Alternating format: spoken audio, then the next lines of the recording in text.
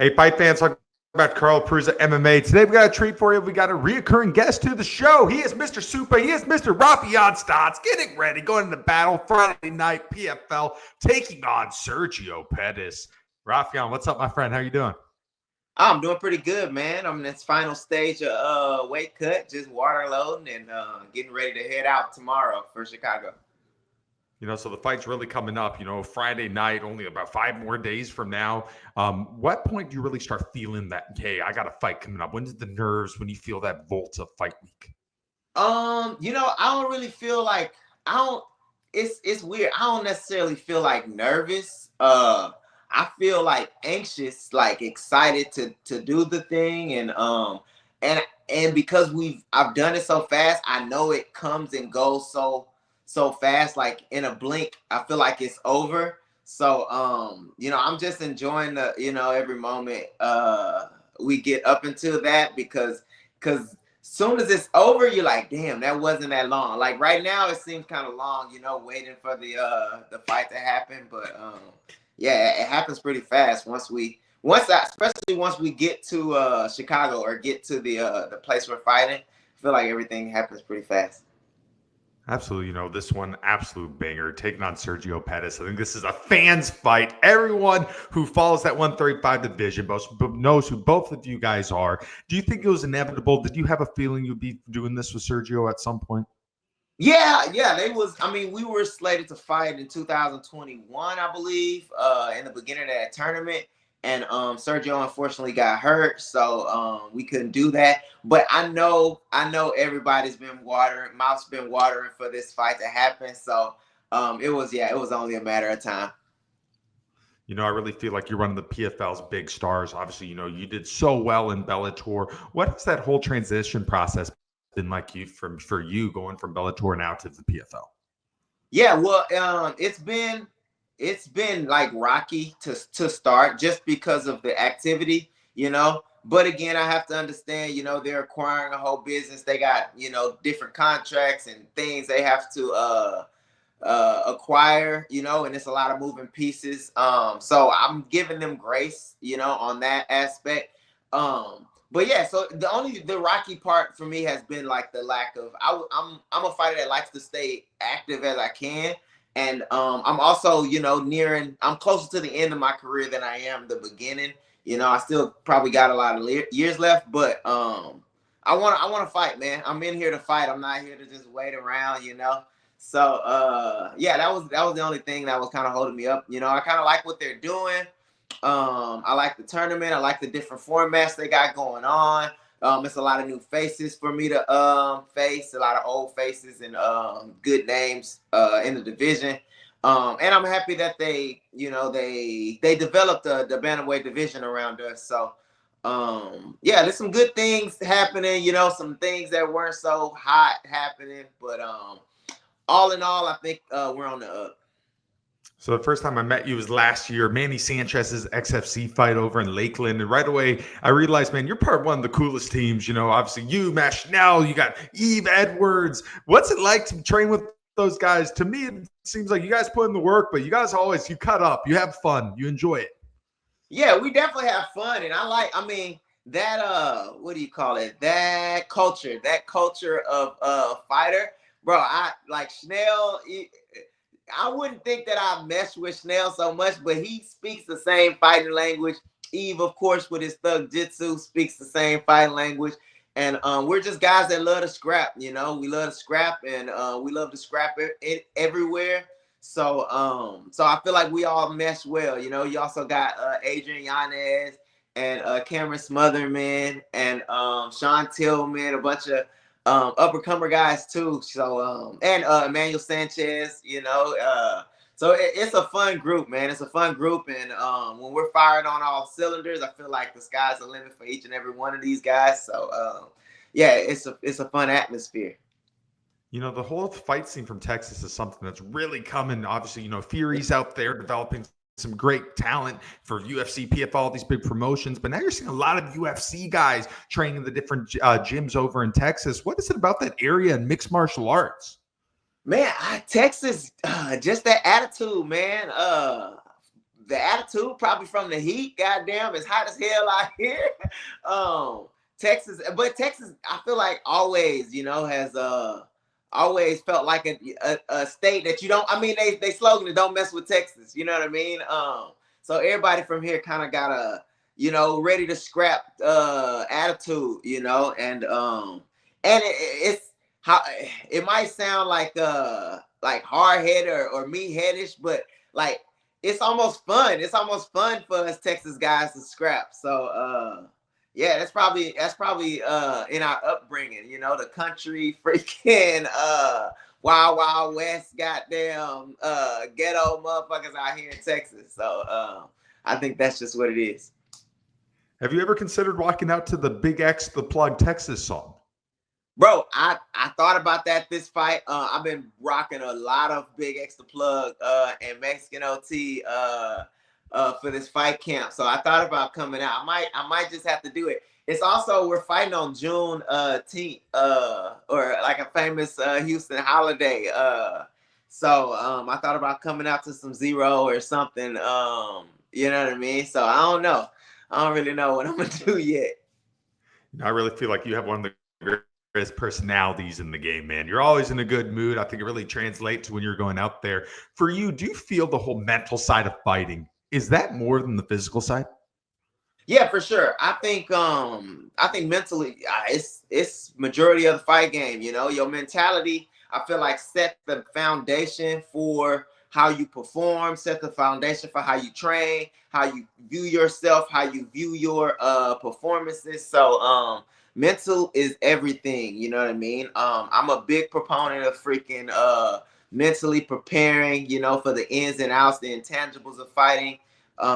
Yeah, that's something I'm hugely a fan of doing.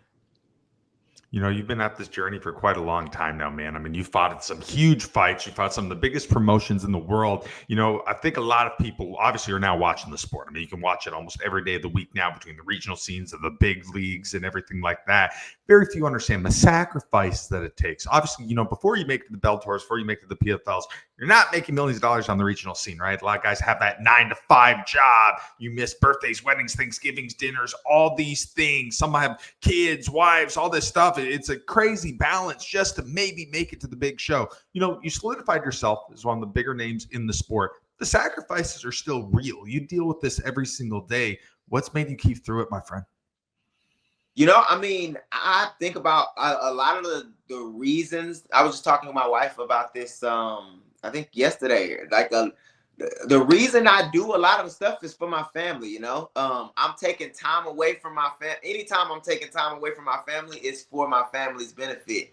You know what I mean? So that is a huge driving factor for me. I not only want to be remembered, remembered as a remember from the fight fans is like something cool, but I really want to be remembered by my family and the people close to me. Like that's what's important to me. You know what I mean? So so if they see me sacrificing, they see me, succeeding, especially my boys and my newborn baby girl, my extended family, they see those type of things, I hope it inspires them, and I hope it leaves a lasting message that, if you work hard and, you do everything the right way and you keep those, you love close, you can do great things. So, that's what drives me for the most part, at this point in my career. I believe a lot of people that follow the sport who watches only really see one side of the fight. Obviously they know you guys train, you fight, try to get bigger fights, try to make money, win belts, all this stuff. But they don't see that fight outside of the fight. And I think that's that fight to prevent yourself from clocking at 9 o'clock in the morning, clocking out at 5 o'clock in the afternoon. It's the fight to be able to live life on your own terms, not follow society, build up a platform and do what you want with it. Exactly. Is that been a big part of your journey?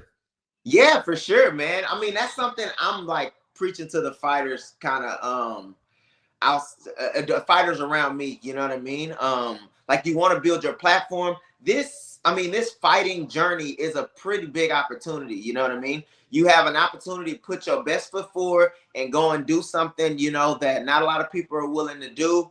And you can make a good living off of it. I was able to change my life with it, I was then able to take that. I also have 2 other business that I started.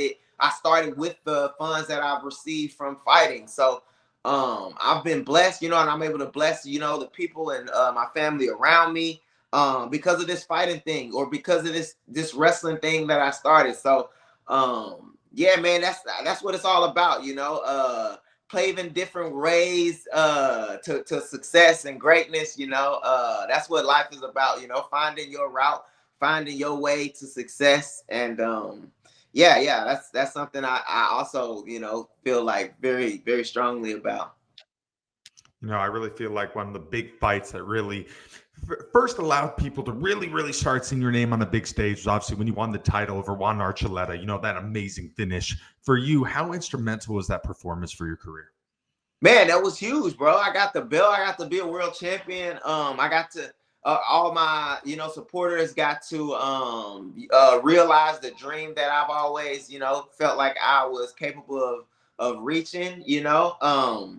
Yeah, that was super huge. Not only it just like reaffirmed the confidence that I had in myself and the confidence that the people put in me. I from early on when I was wrestling, they've always said like, "Hey man, you got potential. You got really good potential." Which I felt was like not like the best compliment. I didn't feel like it's the best compliment because like, okay, so I could be doing great stuff, but I'm not because I haven't realized what what I need to do to get to reach that potential or whatever. But winning that belt, I was able to realize some of that potential and take action with it. So yeah, that belt was like huge. It was huge for my mentality. It was huge for my family. That thing was everything. It's cool. Another guy who's been a big part of your career, obviously, Danny Sabatello. You had that Yeah. rivalry, that feud with them. What was it with you two, man? What made that rivalry so fun? It was the general or genuine hatred for each other that fueled that rivalry. No, I bro, I didn't like him, or I mean, I don't like him, but I always say, like I'm sure that he was the bad guy in my story, and I'm the bad guy in his story. You know what I mean? But you need that. You kind of need that for a rivalry. You need somebody who one gonna test you, and he definitely tested me. Two, who's gonna bring out something that like you don't. You got two combating personalities, and pretty big combating personalities. So that's what made it kind of special. It was two big personalities. He had a big personality. I had a big personality, and we didn't like each other. So that just meant for fireworks. One thing we're seeing in the fight game this day and age, obviously, the implementation of personality and entertainment. You have Yeah. social media now. I think that really feeds into it. And you have these fans. Some people in the MMA community call them the casual fans. They love this stuff, right? They love to go twist them in the what. They have all these crazy takes, all this stuff. Overall, when you read some of this stuff, when you hear some of this stuff, do you have to laugh at it? Yeah, I definitely. Yeah, I mean, you can't help but to like with all the crazy stuff, twist his penis off. I heard people say like all type of stuff in the crowd. It's all type of stuff, but yeah, you can't do nothing but laugh. Even for like what do you call those people, the trolls? The people trolling. And then when you like come at them, they'll be like, "Oh man, I'm a big fan, bro. I didn't think you would hit me back, or I didn't think you would talk crap back to me." You know what I mean? But at the end of the day, it is a sport, it's entertainment, you know what I mean? There's no real beef in any of these like with any of these guys. All these guys are out for the same thing, and we're out to entertain and have a good time trying to beat each other up. So yeah, you gotta laugh at that type of stuff. So you're taking on Sergio Pettis on Friday. Overall, what do you think of Sergio as an opponent? Man, Sergio's a great opponent. He's a great mixed martial artist. I've had the pleasure of training with him for 6 or 7 years. So it's like I know how well he prepares. I know how methodical he is. I know how good he is. And a lot of people would say like he hasn't even reached his potential yet. He's very, very good, very methodical. So yeah, man, I know it's gonna be a good fight. I know I'm prepared. I know he's gonna be prepared, and we've had some wars, and I'm sure this will be no different. You know, I don't think there's any such thing as a boring Raufeon Stots fight. I don't think there's anything as a boring Sergio Pettis fight. When you bring you two together, it's like explosions. It's fireworks is the best way to put it. Could you see this one turning into a dogfight? Man, I'm pretty sure it is gonna be a dog fight. I know for one thing for sure is that the fans gonna win out on June 27th. Cause me and Sergio, you know, we talked briefly when we found out we had the or the fight was gonna be happening, and you know, we just wished each other luck, and just we just gonna have to let the chips fly, you know what I'm saying, fall where they gonna fall. So we gonna leave it all out there. I hope him best of luck, you know. But yeah, we both are coming for that W, and we also both had a newborn baby, so we got mouths to feed, bro. We gotta get out there and get it in. At this point in your career, man, is the big names what you want? At this point, I'm down to fight anybody still. You know, I've been down to fight anybody pretty much my whole career. Whoever I can get my hands on, I'm gonna put my hands on. No, but actually I think what the PFL should do is the winner of me and Sergio should fight the winner of this finalist tournament, because from what I'm told is the winner of the tournament is not going to be the true champion of the division. They're going to have a chance to fight the champion of the division, and I think if it's the winner of me and Sergio, we're both former champions. That gives some validity, some to the division, and to that fighter who wins the bantamweight tournament. So I think we do that in Saudi Arabia, or that the big card that they're having, I think in the in August or somewhere later this year. And yeah, and I think that's how one you solidify one of your champions is you know, a big name, or you get one of these guys that win the tournament, a big opportunity to make a name off of a big name. So I think that's what they should do next. Have you been paying attention to the tournament so far? Yeah, man, I've been watching. I actually know Justin Wessel. You know, he's in the finals, and I don't remember the other guy name. He beat Alves, Alves. Yes, Alves. What's his first name? Mark Lee, Mark Mark Lee. Mark Lee, yeah, Mark. Yeah, Mark yeah, Lee yeah. Alves. Oh yeah, yeah. Mark Lee's fighting Justin Wessel. And it's funny. I trained with Justin Wessel when he was a amateur at Pat Milita's. So I've trained with him kind of throughout, you know, time. So I know he's a very good fighter, and I know he's a very strong and strong-willed individual. So I'm counting on him to pull out the dub. And but that other guy has only been underdog in all his fights. He fought Higo, then he fought this kid, and he's only been an underdog, and he's came out, I feel like, with unanimous decisions, dominant decisions over both of those guys. So he's a young, hungry, scrappy fighter too. So it should be a good finals fight. You know, another guy who's been a big part of your story, obviously Patchy Mix. Yeah. Patchy Mix made his UFC debut a few weeks ago. Didn't go the way he wanted. What was your whole take on that? Man, he just had a shit performance. You know, I think he had a shit performance. I don't know. I can't say why, you know, why or why not he had that performance, but that's not the best Patchy Mix, you know, and the best fighter doesn't always show up on any given day. So yeah, that was not it. That was not it. It's funny too though, because I actually before I forgo, or I decided not to do the tournament because they had offered me also Patchy Mix. I was supposed to fight Patchy Mix for the PFL belt, like the official belt, and then the winner of that was supposed to fight the tournament winner. But I didn't know. I know this now, hindsight, but I didn't know at the time.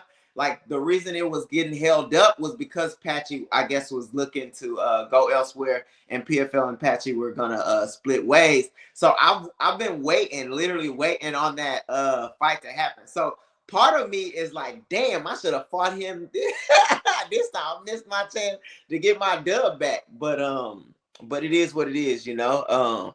I'm happy for him. I hope he, bounces back, and PFL is gonna move on and do great things. And hopefully down the line I can get them 2 L's back. But it is what it is at this point. For you, what's the ultimate goal now, Raufeon? Man, I'm gonna just keep, building on this legacy I've created, and 20-2 as a professional, and or 21 something. I got a lot of wins and not a lot of losses. And yeah, I'm just gonna keep building on that, man, and keep collecting belts, and keep, taking off names on my hit list, and keep thriving. How much fun are you having with this journey?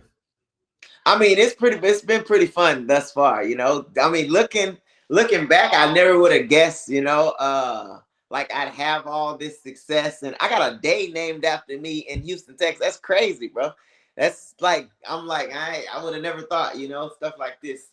Wait, there's Raufeon Stots Day? Yeah, I think it's up here. Yeah, it's a proclamation. The middle one is Raufeon Stots Day in Houston, Texas. Yeah. Crazy, right? So yeah, I'm enjoying it, man. It's been a fun ride, and the best is yet to come. I feel like I'm still getting better. I feel like I'm still kind of spry enough to, compete. So yeah, I'm just gonna ride this motherfucker till the wheels fall off, man. You're such a well-rounded mixed martial arts artist, man. I mean, there's very few holes. I don't think there's any really holes in your game, to be honest with you. I mean, you're very well-rounded. At what point did you really start thinking, when did you get this mentality that if I want to do this, if I want to do this the right way, I need to be as well-rounded as possible? Man, Jens Pulver was the one who started me in MMA. I started with Jens Pulver, and Jens Pulver, I'll never forget, he told me, he was like, yeah, man, I knocked somebody out and fell in love with knocking people out and forgot about everything else that I was good at. And he was like, he told me that that's his biggest mistake that he felt like he made in MMA. And that's always like stuck with me. Like from the beginning. Like, okay, that's his biggest mistake. Make sure I stay, away from doing that.